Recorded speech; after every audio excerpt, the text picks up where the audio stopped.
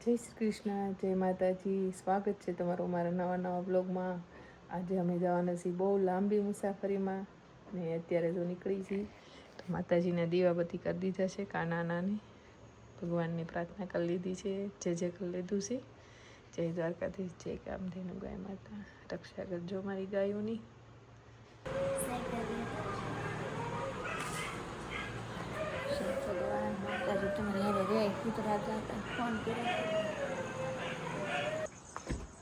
હરના આશીર્વાદ લઈ લી કે હર મસ્ત બેઠી છે.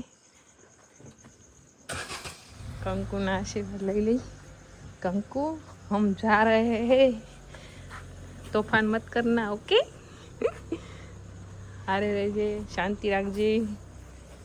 તો આપણે ગાયોના દર્શન કરી લીધા છે કે હરના બધાયના, અને દરવાજો ખોલી લીધો છે. જઈશી ક્યાં જવાના છે એની માટે તમે જોડાયેલા રહેજો અમારા બ્લોગમાં.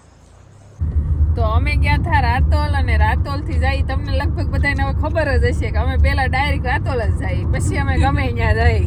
તો ત્યાંથી જો હિરલબેન ને ઋષિતાબેન ને બધાને હારે લઈ લીધા છે ને અમે જઈએ છીએ. હિરલબેન ઋષિતાબેન નો મુખવાસ ખાતા તો ઋષિતાબેન મુખવાસ A1 બનાવશે. જેને પણ જોતો હોય ને ઋષિતાબેન નો સંપર્ક કરો. કેવી રીતના કરવાનો? હિરલબેન નો સંપર્ક કરવાનો.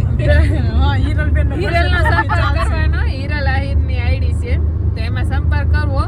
તમને જે જોતું છે એ મળી જાય. મુખવાસ, હાબુ, શેમ્પુ, જે જોતું છે તો તમે ખાસ સંપર્ક કરવાનું ભૂલતા નહીં, કારણ કે એનો મુખવાસ બધા બહુ વખાણે છે, એમાંય પાછો રજવાડી. એટલે અમે મુખવાસ આટું નથી જતા, મુખવાસ ખાતા ખાતા જઈ છે. બહુ દૂર જવાનું છે, એ તો અમે હવે જોડાયેલા જ રહેજો. પેલા અમદાવાદ થી પછી ડાયરેક્ટ ત્યાં આ બેન પહેલી વાર આવે. દક્ષાબેન ની એટલી લોંગ તો પહેલી સફર છે. હા, હું તો અરે હું મારું બહુ પૂછું આમ તો હોય 2-3 વાર આવી ગઈ, પણ લોંગ માં તો પહેલી જ.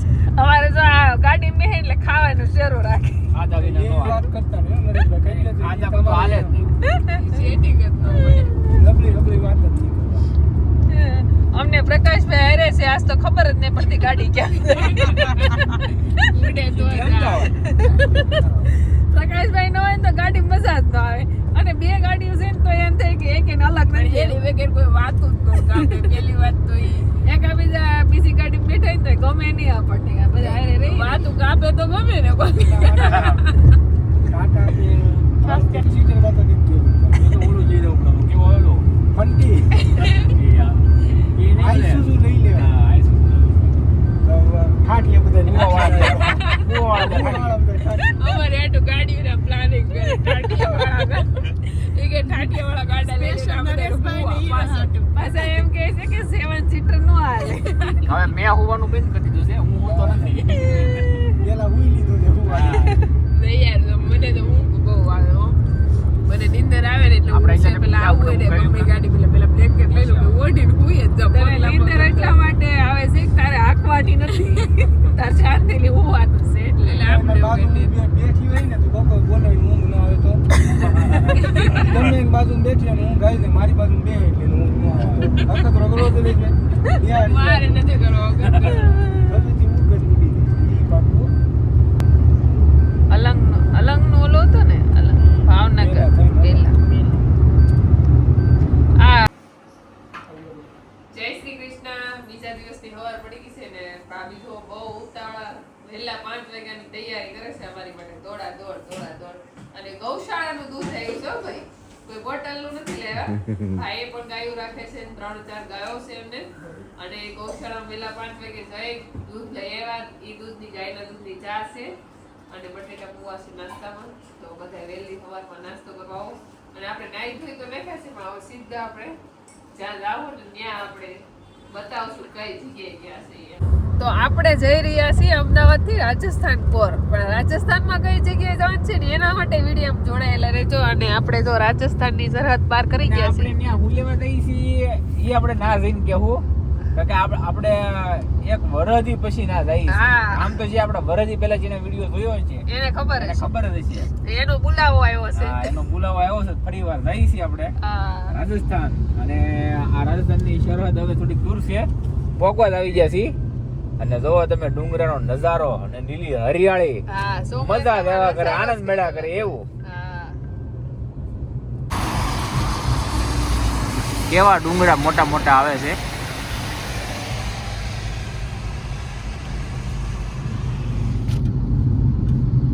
આપણે રાજસ્થાનની બોર્ડર આવી ગઈ છે અને બોર્ડર વહી ગઈ. કે ને સરહદ પાર કરો એમાં બોર્ડર પાર કરી દીધી. આપણે ગુજરાત ને રાજસ્થાનની બોર્ડર પાર હા કરી. બોર્ડર પાર કરી. આમ જોઈ તો બધું વસુદેવ કુટુંબકમ એટલે કે બધું એક જ છે, પણ આપણે હવે ગુજરાતમાંથી રાજસ્થાનમાં જઈએ છીએ. આ તો બીજી ગાડી આવી ગઈ છે. આ ગાડી આપણી હારો હારો છે. આ ગાડી છે ને આપણે પ્રકાશભાઈની ગાડી છે.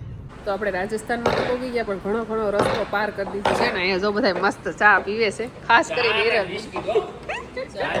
પાલે પાર્લર તો તમને કેતી નથી ખાતી તો. આ ભાઈ કોઈ જોઈએ? હવે તમે જોઈજો વારંવાર વિડીયોમાં. આ ભાઈને હારે જ જોયું. હા આજ સુધી જોતા નહીં પણ હવે જોઈજો. આ લાગે ને અમારા મેન અધિકારી માણસ છે ઈ ભાઈ. એ પ્રકાશભાઈ બોલો બોલો. કેવી સા છે? ટીચ બોય છે. તીખી છે. ટીશ્યુ પેપર અહીંયા જો શામજીભાઈ અમારી હારે છે, અહીંયા એમના ધર્મપત્ની હારે છે. અને આપણી અહીંયા શા છે, ક્યારે પીતા નથી, પણ રાજસ્થાનની શા એટલે એક નંબર. શામજી કાકાની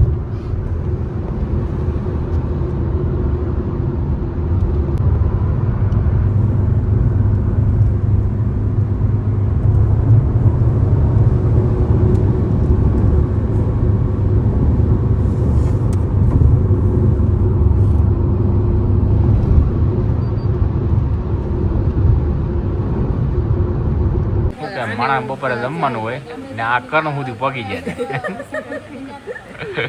હું કે કરણ દિવસ કરાવી દે. હા એલા એ ભાઈ ડિવોર્સ ને કરાવવો કોઈ નો. દ્રૌપદીનો કરાવી દે, ખબર પડી ગઈ. એવું નથી.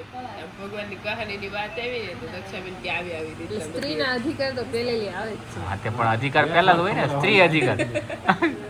એક વાર થોડો એ તો તમારે ખાવો જોઈએ, તમને જે અનુભવ નથી હો ભાઈ. તો આપણે ભેગા થઈ ગયા. હા તો જોઈએ આપણે. તમારા કેટલા સારા નસીબ કહેવાય, તમારા વ્લોગમાં પ્રકાશભાઈ બોલે. મારામાં એટલી કોમેન્ટ આવે કે પ્રકાશભાઈ વિડીયોમાં બોલે ને તો તો મજા તમારા પ્રકાશભાઈ બોલતા હોય ને તો મારા વ્લોગમાં જોઈ લેજો. તારે કહેવાનું બધા નહીં કે દક્ષાબેન આહીરના બ્લોગમાં જાઓ, પ્રકાશભાઈ બોલતા બોલીને જોવો હોય. ભાઈ બોલો કે તમે નથી બોલતા ભાઈ. તો આપણે બધા હળી મળીને જમવા બેસી ગયા છીએ ને રોટલા અને ઓળો મગાવ્યો છે, કારણ કે ગુજરાતમાં હોય ને તો પીઝા ને પનીર મગાવી, તો અહીંયા આપણે બહાર જઈને રોટલો ને ઓળા મગાવી. અને ખાસ કરીને જોવો અથાણા જોવો કેવી વેલ્યુ ઘટાડી. અને બીજું કે આપણે પ્રકાશભાઈ છે ને નાનો કાનુડો છે એટલે એના માટે શ્રીખંડ. જો એ કઈ બીજું કઈ ખાય નહીં, ખાલી શ્રીખંડ ખાય.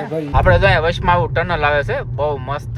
કેમ છે પણ અત્યારે તો અંધારું લાગે છે ને, રાત્રે નજારો કઈક અલગ વાવ. લાઈટ હોય. જોરદાર ટનલ છે, બહુ લાંબી ટનલ છે. બે બાજુ ચિત્ર છે રાજસ્થાની સંસ્કૃતિ. હા બહુ લાંબુ છે ટનલ. એવું લાગે ગુફામાં આવી ગયા. એવું લાગે કે ગુફાની અંદર આવી ગયા. અંધારું અંધારું થઈ ગયું ને. હા તો આપણે ટનલ ની બહાર તો નીકળવા આવી ગયા છીએ, થોડુંક એ બાકી છે. અને જો ટનલ ની બહાર નીકળી ગયા. આપણે છે ને રાજસ્થાને આ છેડેથી લઈને આમાં છેડે જવાનું છે. તો બહુ આગું કેમ. બહુ આખું. એટલે આપણે સફરજનનો નાસ્તો કરવા બેસી. વાહ ભાઈ વાહ. આપણે છે ને તો ભોળાનાથની મૂર્તિ આવી ગઈ છે અહીંયા. ઓહો કેવા દર્શન છે. કયું મંદિર છે? શ્રીનાથજી. શ્રીનાથજી નું મંદિર છે અહીંયા પકી અમે ગયા. ગયા વખતે તે રાત્રે 3 વાગે મેં વિડીયો બનાવ્યો હતો આ મહાદેવની શિવલિંગ. બહુ મસ્ત નજારો આવતો હતો. ફરતા વાદળા હતા ને વચમાં ભગવાનની મૂર્તિ હતી મહાદેવની. આપણે થોડીક વાર પહેલા તો આખી દેખાણી કેમ છું આગળ આવશું. પુલ બ્રિજ ઉપર આવશું. એવું છે એમ ને. બ્રિજ માંથી ચડવાનું છે.